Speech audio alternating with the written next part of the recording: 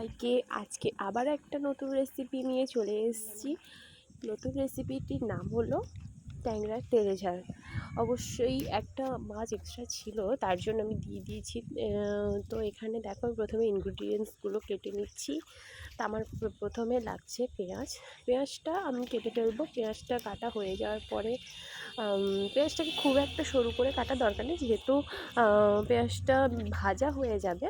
তো ভাজার পরে অনেকটা নরম হয়ে যায়, তরকারির মধ্যে মিক্স হয়ে যাবে। তার জন্য আমি আর খুব মোটা পাতলা পাতলা করে পেঁয়াজটাকে কাটার প্রয়োজন মনে করছি না, তাই আমি পেঁয়াজটাকে এরকম করে কেটে নিচ্ছি। তোমরা চাইলে সরু করেও কাটতে পারো।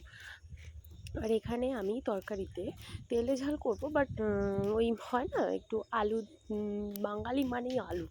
এবার তাই আমি আলু নিয়ে নিয়েছি। তোমরা আলু না দিয়েও করতে পারো, অ্যাকচুয়ালি তেলে ঝালটার মধ্যে আলু না নেওয়াটাই বেটার। তো এরপরে আমি রসুন কেটে নিচ্ছি। রসুনগুলো কুচো কুচো করে কেটে নেবো। তোমরা চাইলে রসুনটা পেস্টও করে নিতে পারো। এবার আমি মাঝখানে আদাটা কেটে নিয়েছি, তো আমি ভুলে গেছি সেটা রেকর্ড করতে। তো আমি 3টে থেকে 4টে কাঁচা লঙ্কা মাঝখান থেকে কেটে নিয়েছি। এবার এগুলোকে আমি একটা বাটির মধ্যে নিয়ে নিচ্ছি। রান্নাঘর একটুখানি দূরে, তো এখান থেকে সবজি করে আমরা ওখানে চলে যাব। তো তার জন্য আরও একটা প্লেটের মধ্যে নিয়ে নিয়েছি। তো তারপরে কড়াই খুব একটু অনেকটাই গরম হয়ে যাওয়ার পরে মাছটি দিতে হবে। না হলে অ্যাকচুয়ালি কী হয়, যদি না কড়াইটা ঠিক করে না গরম হয়, তাহলে আমরা যখন মাছ ভাজি তখন মাছটা উল্টাতে গেলে মাছটি লেগে যাওয়ার খুব প্রবল সম্ভাবনা থাকে। তো তাই আমি কড়াইটিকে ভালো করে গরম করে তারপরে মাছটা ভাজা শুরু করেছি। তোমরাও ট্রাই করো কড়াইটা একটু হলেও যাতে গরম হয়ে যায়। তো দেখো কড়াইটা কিন্তু খুব ভালোভাবে গরম হয়ে যাওয়ার পর, যেহেতু আমরা ঝোল করব, ঝোল করার জন্য কিন্তু সব কিছু অ্যাকচুয়ালি মাছটা কিন্তু ঝোলের জন্য খুব মচমচে করে ভাজতে হয়। তো ভাজার মতো করে মচমচে নয়, বাট একটু মচমচে করে ভাজতে হয়। দেখো ভালো করে লাল লাল হয়ে মাছগুলো আমি করে ভেজে নিয়েছি। তো তারপরে মাছগুলো আমি একটা একটা করে তুলে নিচ্ছি বোলের মধ্যে। তুলে নেওয়ার পর একটা ভাজতারি মাছ ছিল। তোমরা বলো তো এই মাছটাকে তোমাদের কি মাছ বলে?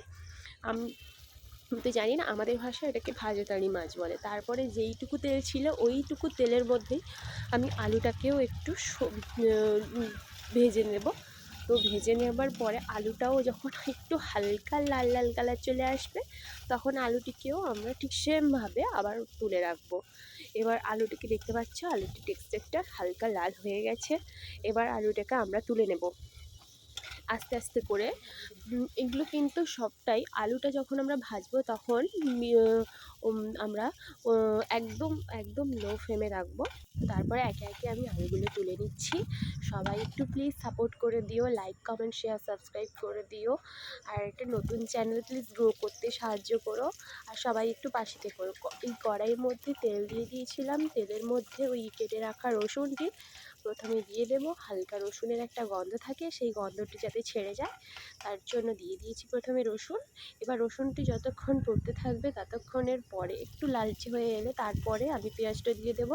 পেঁয়াজটা একটু হালকা ব্রাউনিশ কালার আসবে। ব্রাউনিশ কালার আসার পরে পেঁয়াজটাকে আমাদের হালকা ব্রাউনিশ কালার আসবে না, পেঁয়াজটা দেওয়ার পরে আমরা যখন ভাজাটা যখন অনেকটা হয়ে যাবে তখন এটা একটা ব্রাউনিশ কালার আসবে। তো দেখো আমি এখানে কিছুক্ষণ রেখে দিয়েছিলাম। পেঁয়াজের সাথে অ্যাকচুয়ালি এমনিও ব্রাউনিশ কালার আসতে পারে, বাট যখন আমরা একটু লবণ অ্যাড করবো তখন দেখবে একটু তাড়াতাড়ি পেঁয়াজগুলো নরম হয়ে যায় আর ব্রাউনিশ কালার চলে আসে। তো দেখো পেঁয়াজগুলো নরম হয়ে গেছে, তার মধ্যে আমি আদা দিয়ে দিয়েছি। আদা দেওয়ার পরে আমি ভালো করে আবার একবার নেড়ে নিচ্ছি, সব কটার মধ্যে মিশিয়ে নিচ্ছি। এবার এর মধ্যে আমি অ্যাড করবো একটু লঙ্কা গুঁড়ো। অ্যাড করার পরে আমার মনে হলো আর একটু লঙ্কা গুঁড়ো দেওয়া উচিত, তার জন্য আবার একটু দিয়ে দিয়েছি। তোমরা কিন্তু যে যার নিজেদের পছন্দ মতন স্বাদ মতন দিও। আর এখানে হলুদ গুঁড়ো অ্যাড করে দিয়েছি। তারপরে মশলাগুলি একটু কষিয়ে নেব, তার জন্য অল্প একদম যে হুট করে অনেক কটা জল দিয়ে দেবো তেমন নয়, অল্প অল্প করে জল দেবো, অল্প অল্প করে মশলা কষবো। এবারে কাশ্মীরি লঙ্কা গুঁড়ো একটু কালারের জন্য ইউজ করব। যে লঙ্কা গুঁড়োটা আমি ইউজ করলাম না আগে, ওটা আমার বাড়ির লঙ্কার গুঁড়ো। তো এটা আমি কালারের জন্য ইউজ করছি কাশ্মীরি লঙ্কা গুঁড়ো। তো তারপরে আমি আবার একটু জল দিয়ে দিয়েছি। আবার জল দেওয়ার পর আবার একটু নেড়ে নিচ্ছি। নেড়ে নেওয়ার পরে যখন দেখবে হালকা একটু জলটা মরে এসছে, দেন আমি ওখানে অ্যাড করেছিলাম তখন কাঁচা লঙ্কা। এটি আমরা একটু পরেও ইউজ করতে পারি। এবার তারপরে যখন নাড়তে নাড়তে দেখব জলটি পুরো ছেড়ে গেছে এবং মশলার গা থেকে তেল ছেড়ে ছেড়ে আসছে, তখনই আবার এটির গায়ে লেগে আসছে। এবার তখন আমি দিয়ে দেব ভেজে রাখা যে আলুগুলো থাকবে সেগুলো আমি কড়ার মধ্যে আবার অ্যাড করে দেব। অ্যাড করে দেওয়া হয়ে যাওয়ার পরে সমস্ত মশলাকে একসাথে আবার ভালো করে মিশিয়ে একটু একটু করে জল দিয়ে তরকারিটাকে আমাদের একটু হালকা করে ভেজে নিতে হবে। মানে যত যত তরকারিকে আমরা ভাজবো তত তরকারি থেকে টেস্ট বেরোবে। তো তার জন্য আমি এখানে ভালো করে আবার একবার এটা নিয়ে দুবার আমি কষিয়ে নিচ্ছি। তোমরা চাইলে আমি 2 থেকে 3 বার কষাই, তোমরা চাইলে অ্যাটলিস্ট 2 বার অন্তত কষিও। জলটা যখন মরে যাবে দেন আবার একটু জল দেবে, আবার একটু রান্না করবে। তো দেখো জলটা কিন্তু অনেকটাই মরে গেছে। জলটা মরে যাওয়ার পরে আমি আবার জল অ্যাড করে দিচ্ছি। জল অ্যাড করার পরে বুঝতে পেরেছি যে এবার হয়তো পুরো জলটা দিয়ে দিলে হয়ে যাবে। তো তার জন্য আমি আবার এটাকে ভালো করে কষিয়ে নেওয়ার পরে এর মধ্যে আবার একটু জল অ্যাড করে দিচ্ছিলাম। জল অ্যাড করে দেওয়ার পরেই আমি এটাকে ভালো করে নেড়ে নিচ্ছি। নেড়ে নেওয়ার পরে দেখো টেক্সচারটা এমন এসছে। তোমরা চাইলে আরও একটু লঙ্কা ইউজ করতে পারো। আমি কিন্তু এখনও লবণ দিইনি, লবণটা আমি একটু পরে দেবো। দেখতে পাচ্ছ কেমন হয়ে গেছে। এবার দেখো এখানে কিন্তু জলটা অনেকটাই মরে গেছে। এবার আস্তে আস্তে করে এইবারে কিন্তু আমি শেষ জলটা দেবো। তো দেখো আস্তে আস্তে করে আমি জলটা দিয়ে দিচ্ছি। এবার যতটা পরিমাণ লাগবে আলুটা সেদ্ধ হতে ঠিক ততটা পরিমাণই দেবো, কারণ মাছ তো আমরা ঝোলের তরকারিতে মাছ তো আমরা লাস্টের দিকেই দিই। তো দেখো আমি জল দিয়ে দিয়েছি, যথারীতি তরকারি ফোটা শুরু হয়ে গেছে। এবার আমি এটাকে বারবার একটু নেড়ে নেড়ে রাখবো। তো তরকারি ফুটছে। তো তোমরা অবশ্যই একটু আমি লবণ অ্যাড করে দিয়েছি। তোমরা কিন্তু অবশ্যই বলো তোমাদের আজকের রেসিপিটি কেমন লাগলো, বা তোমরা কিভাবে এই তরকারিটি রান্না করো, এই রান্নার মধ্যে কী কী ভুল আছে বলো। আচ্ছা, তোমাদের সাথে কথা বলতে বলতে দেখো এখানে তরকারির জলটা অনেকটাই মরে গেছে। তো তার জন্য আমি যে ভেজে রাখা মাছগুলো ছিল সেগুলো এর মধ্যে অ্যাড করে দিয়েছি। দেখো কি সুন্দর একটা কালার এসছে।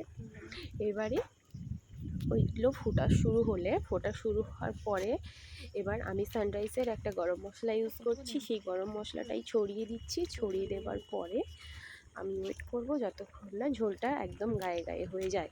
এবার যখন তখন একটু নেড়ে রাখতে হবে, কারণ গ্যাসের তো লো ফ্লেম। আমাদের যে কড়াইয়ের তলাটাই লেগে যেতে পারে, কারণ গ্যাসের যে আঁচটা ওটা কড়াইয়ের নিচে লেগে যায়, যার জন্য আমাদের একটু নেড়ে রাখতে হবে। এবার নেড়ে রাখতে রাখতে দেন দেখতে পাবো যে ঝোলটা অনেকটাই মরে যাচ্ছে। তো তখনই বুঝতে হবে যে ঝোলটা হয়ে এসছে। এখানে আমি যেহেতু ভাতের সাথে খাওয়া হবে তাই একটু বেশি জল রেখেছিলাম মেবি। তোমরা চাইলে আরও জলটাকে মারতে পারো। এর জন্য এতটুকুই। দেখা হচ্ছে পরের ভিডিওতে। টাটা।